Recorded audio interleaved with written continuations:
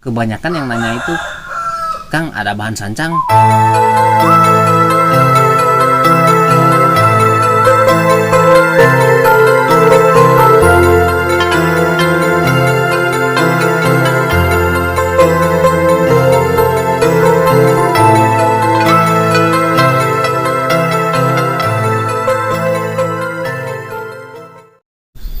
Assalamualaikum warahmatullahi wabarakatuh. Rekan-rekan Dede Channel, selamat berjumpa kembali. Semoga kita semua dalam keadaan baik-baik saja. Dan jangan lupa, mari untuk saling berbagi informasi, motivasi, dan inspirasi.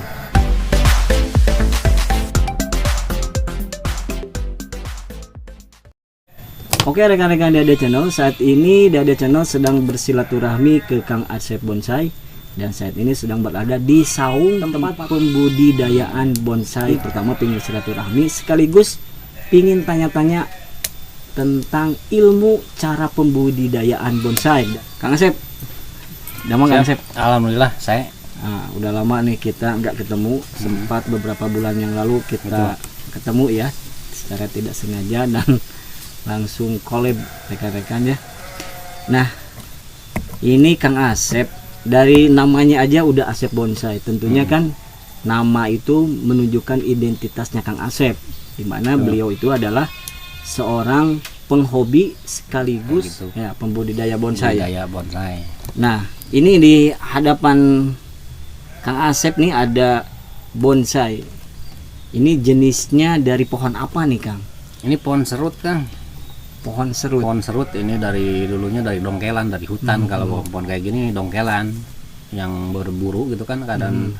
Jadi kalau kita pengen bonsai itu bisa dengan cara budidaya, tanam dari bibit, bisa juga dengan cara berburu.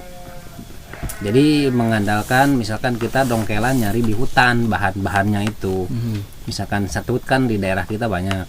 Nah, kita pengen punya bahan bonsai dengan modalnya gratis kan, kita tinggal main aja ke kebun nyari dongkelan semacam kayak serut. Ini dulunya juga kayak gitu, dari dongkelan alam, dari hutan. Nah, sesuai proses dan waktu dibentuk ya sampai begini. Kira Tadi saya ini udah mati gitu ya, karena tidak ada daunnya. Ternyata ini emang sengaja gitu Kang. Ini baru pruning Kang, baru pruning itu cukur. Buang daun, ini daunnya dibuang satu-satu Kang. Bayangkan kalau misalkan ini kan udah rimbun banget gitu, dibuang daunnya satu-satu. Kalau nyalonnya itu gitu, nyalonnya bonsai itu buang daun satu-satu gini. Ini sama 3 orang seminggu hampir berapa lama yang enggak nyampe paling 3 jam 4 jam lah sama 3 orang tuh. Ini udah berapa lama nih usianya nih? Ini kurang lebih adalah 10 tahun, ini udah tua banget ya. 10 tahun kurang lebih. Udah tua ini Kang.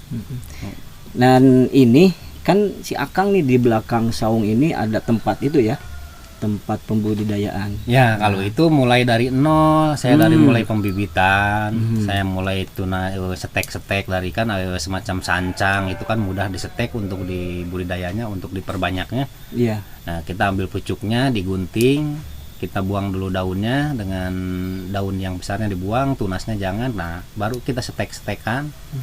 Itu nanti dia udah sehat benar, berusia kurang lebih 3 bulan, baru kita program. Bisa menggunakan programnya dengan cara pakai kawat, dililit kawat. Bisa juga di programnya dengan menggunakan dililitan ke bambu. Misalkan di pinggirnya kita taruh bambu langsung dililitkan, nah bisa dengan cara kayak gitu. Dan itu tentunya lebih hemat gitu ya? Itu lebih hemat, biayanya lebih hemat, dan juga tekukannya bisa ekstrim gitu. Cuman itu ya, kalau bonsai itu kan bertahap ya, sesuai waktu. Jadi bisa diulang-ulang terus, misalnya tekukannya lebih ekstrim lagi, ulang lagi gitu. Oke. Nah, si Akang ini sendiri, ini yang di belakang itu bibitnya itu emang dari sini atau beli dulu di tempat yang lain selain tadi dongkelan yang tadi? Dulunya sih gitu, dulunya beli cukup. Misalkan kita yang nggak punya jenis, misalkan jadi sancang, misalkan dulu kan saya nggak punya. Misalkan saya pengen punya, bisa minta dari siapa, satu aja, yang penting punya satu aja dulu. Udah punya, kita tanam di kebun. Nah, dari itu indukan gitu buat Iya, iya, indukan. iya. Nanti untuk ke selanjutnya kan kita bisa diperbanyak dengan cara setek, dengan cara cangkok gitu. Akhirnya penuh juga kebun gitu. Tadinya cuma satu. Terus yang paling banyak ini jenis apa? Emang jenis sancang? Ini Yang saya di belakang saung ini. di sini saya lebih ke identiknya diperbanyaknya sancang. Soalnya alhamdulillah kalau di channel saya Kang ya itu lebih ke, Oh iya, maaf nih rekan-rekan. Ini Kang Asep Bonsai itu seorang YouTuber juga dan kontennya itu Belajar. tentunya namanya adalah tidak jauh dari nama bonsai ya. ya, Itu sekitaran bisa bonsai. dilihat oleh rekan-rekan ya. Nama channelnya itu adalah Asep Bonsai. Asep Baru Bonsai. maaf nih baru ingat nih. Jadi barusan diingatkan juga sama Kang Asep. Silakan dikunjungi channelnya ya, Ya. rekan-rekan. Kembali lagi pertanyaan jadi mengenai itu kenapa lebih difokuskan ke bonsai sancang. Silakan Kang Asep, tadi alasannya apa? Pertama, saya lebih di budidaya di kebun saya ini identik diperbanyak sancangnya. Juga pemasaran, permintaan pembeli itu kebanyakan pohon sancang. Untuk saat ini atau emang Dari dulu, Oh, dari dulu ke saya yang banyak yang nyari itu ke Kang Asep gitu Iya. atau emang komunitas bonsai lebih menyukai yang jenis sancang atau bagaimana? enggak. Oh gitu ya. Identik itu ke diri pribadi. Banyak orang-orang yang misalkan yang lagi cari-cari bahan bonsai, kebanyakan yang nanya itu, Kang ada bahan sancang? Pasti bahan sancang. Makanya kenapa tidak gitu, saya lebih difokuskan ke pohon sancang itu. Sekalipun jenis yang lain pun ada ya. Ada, pasti ada, cuman nggak terlalu difokuskan gitu. Saya lebih identik ke memperbanyak, wah ternyata sancang aja gitu. Jadi tergantung dari permintaan, saya turuti kan permintaan kalau penjual gitu kan. Oh ternyata yang minta saya sama saya itu ternyata pohon sancang yang banyaknya gitu. Makanya saya ada 3 lahan Kang ya.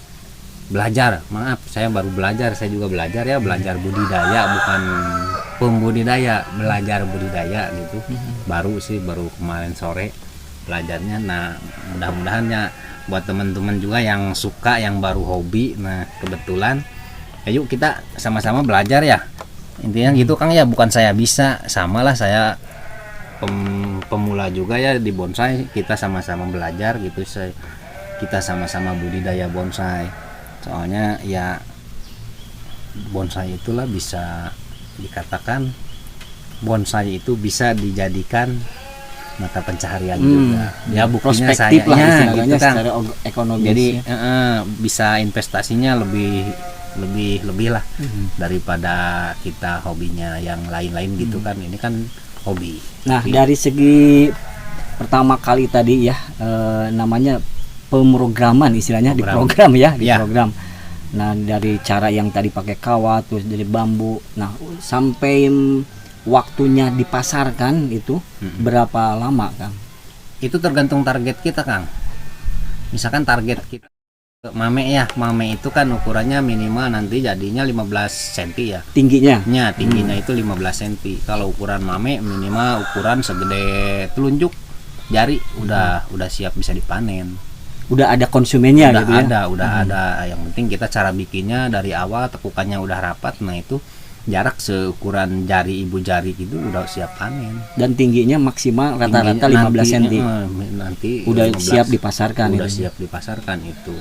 Dan waktunya jaraknya itu paling lama 1 tahun maksimal dari mulai pembibitan gitu, dari mulai pembibitan sampai siap dipanen. 1 tahun kurang lebih. Yang penting yaitu media dan cara pupuknya harus benar-benar subur gitu, dipercepat gitu Kang. Nah terus si Akang emang hanya fokus pemasarannya sampai seusia itu atau emang sempat juga menjual bonsai dengan usia yang lebih tua dari itu? Ada kalau penjualan itu macam-macam ya, ada jual bibit, ada jual bahan, ada jual bonsai jadi juga gitu, tergantung ya. Kalau misalkan saya di sini misalkan stok nggak ada, saya biasa ngambil dari temen belanja atau gitu. Kalau misalkan stok di sini belum siap panen tapi bisa disebut jual beli gitu kan. Jadi saya ngambil dari teman-teman gitu dengan cara dijualkan. Karena ada komunitasnya itu Kang ya. Iya itu Kang. Jadi gitu. Jadi di sini juga saya bukan satu orang, bukan saya aja di sininya, saya merangkul para para pemula di daerah sini, merangkul.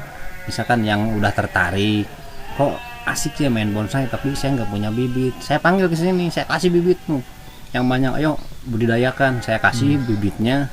Kasih yang Dan tentunya diedukasi juga nah mereka itu gitu ya. nanti untuk kelanjutannya, cara perawatannya saya pasti Wah, nggak bakalan sip. di Mantap ini Kang. Jadi pasti. ada istilahnya si Akang ada jiwa apa istilahnya ingin sukses bersama lah gitu itu ya. Bang, intinya begitu. Jadi yang rezeki itu bukan kita yang ngatur Iya. Kang ya. Jadi yang penting kita mah sama-sama berusaha ya.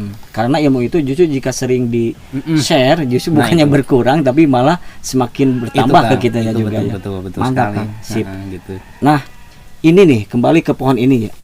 Ini kalau dijual nih Kang ya. Kalau nah emang pastinya kalau ada yang cocok harga ya pasti Ya. tentunya dikeluarin ya Kang ya. Pasti Kang. Ini lempar harga berapa nih? Kalau di bonsai itu gimana ya, nggak ada patokan harga Kang ya. Misalkan ini dikasih RP Sekian, tarifnya sekian gitu, tergantung saya yang jual, yang belinya berani gitu ya. Misalkan taruh misalkan saya jual ini 5 juta. Kan kalau menurut orang yang awam mahal amat. Iya, iya. Cuman bonsai kayak gitu, pohon kayak gitu kok sampai 5 juta. Padahal prosesnya itu kalau misalkan kita kembali ke proses 10 tahun nggak 1.000 sehari ya. Nggak 1.000 sehari. Nah kalau orang yang udah ngerti di bonsai pasti dia lebih memikirkannya ke situ. Iya, Jadi kenapa bonsai itu mahal gitu. Pertama dari tingkat kerumitan Nah, ketika perawatan, terus waktunya itu Iya. sendiri gitu ya. Nah itu Kang, jadi istilah kalau di harga, kalau di harga ya nggak ada patokan harga, tapi minimal untuk sebuah gambaran ini kurang lebihnya kalau di angka 5 atau 7 itu pasti Iya.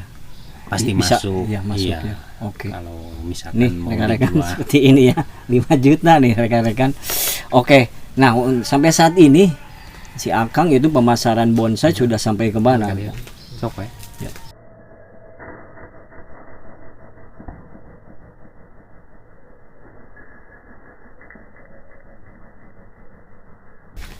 Nah Gitu nih. sampai saat ini si Akang pemasarannya sampai ke mana nih? Alhamdulillah sekarang untuk saat ini saya pernah kirim paling jauh ke daerah Aceh, Kalimantan ya, Bali. Seringnya ke Bali sih, soalnya permintaan pohon-pohon sancang itu identik. Yang paling suka itu daerah Bali, Surabaya tuh. Oh gitu Kang. Pasti ya, beliau lebih kan daerahnya itu kan lebih cocok untuk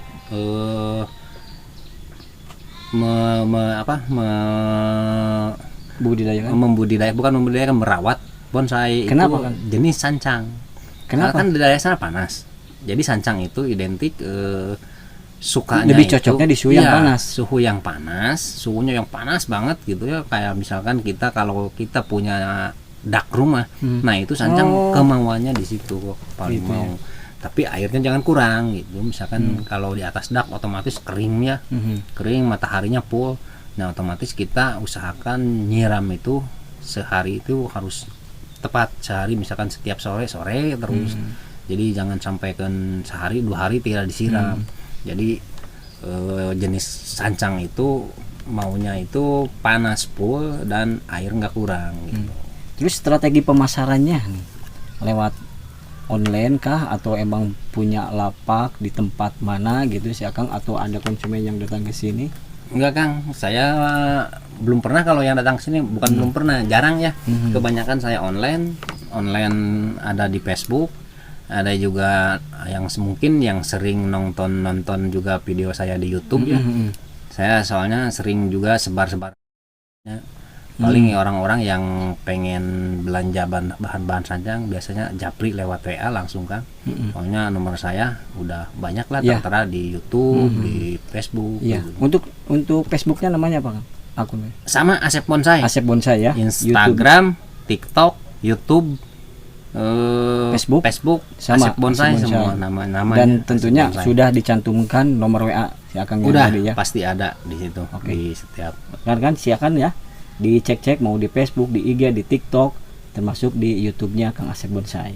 Siap. Nah, jika ada rekan-rekan dia channel yang pingin silaturahmi ke sini Kang, pingin lihat secara langsung cara pembudayaan bonsai, ini alamatnya di mana nih Kang? Ini saya di kampung Cilejet nih di sini. Cilejet. Kampung Cilejet. Cilejet. Ya, tepatnya Kampung Cilejet. Kecamatannya, desanya Lingkung Pasir. Kecamatannya Cibiuk. Tapi kalau misalkan rumah, ini kan kebun saya ya. Beda alamat Kang, soalnya ini perbatasan Kang. Oh, ini perbatasan Iya. Cibiuk sama Kebun saya ini perbatasan Cibiuk sama Kadungora. Oh, iya Gitu. ini nih kan ya. Ini nih saungnya Kang Asep tepat nih di bawah puncak Gunung Haruman nih. Di atasnya ini puncak Gunung Haruman, cuma di sebelah barat. Otomatis ini ya berdekatan dengan perbatasan Kecamatan Kadungora. Tapi kalau rumah tadi di mana? Rumah di Kadungora. Di Kadungora. Padahal dekat dah. Iya dekat. Jadi kalau rumah saya ke bawahnya kecamatannya Kadungora. Kadungora. Kalau kebun saya ke bawahnya ke Cibiuk. Cibiuk. Kecamatannya padahal dekat sih. Eta kan rumah saya di bawah. Siap. Jadi ke halang garis ininya garis perbatasan gitu. Iya. Oke lah rekan-rekan, gampang sebetulnya. Tinggal hubungi aja WA-nya, nanti diserok sama Kang Asep biar nggak nyasar lah. Nah, tadi gitu, juga di dengan senang channel hati. seperti itu. Dengan senang hati yang pengen main ke Sharing-sharing, terus lihat-lihat, pengen main, kayaknya jaga. sambil Dengan ngopi-ngopi senang nih. hati, sambil ngopi apa adanya di sini. Enak nih bisa rekan-rekan butuh suasananya ya Kang Asep. Ini saungnya, tempatnya bersih, terus suasananya adem, sejuk di bawah pohon bambu di ya. bawah pohon bambu. Gini nih. Dan sambil ini di belakangnya itu mantap banget kebun pembudidayaan Kang Asep Bonsai ini. Terus Kang, Insya Allah, alhamdulillah. Ada 3 lahan Kang, saya di sebelah sana ada juga ya kebun baru buka kebun. Terus yang di bawah ada 1 lahan lagi. Nah nanti kita lihat-lihat ke lahan yang selanjutnya Kang. yang di rumah itu. Bukan, Oh, kebun. Kalau yang di rumah itu yang udah diangkat dari kebun, yang udah masuk pot, ditaruh di rumah gitu. Oke. Dan yang udah jadi gitu, itu kan masih pembudayaan kebun. Ya. Di mana tuh Kang? Di rumah Ada atau? di rumah beberapa yang udah jadi. Oke lah. Pingin Nanti. saya Kang di sana. Siap. Oke rekan-rekan jangan kemana-mana ya. Kita ke rumahnya Kang Asep. Tentunya di halamannya banyak bonsai-bonsai yang udah jadi. Siap. Oke rekan-rekan.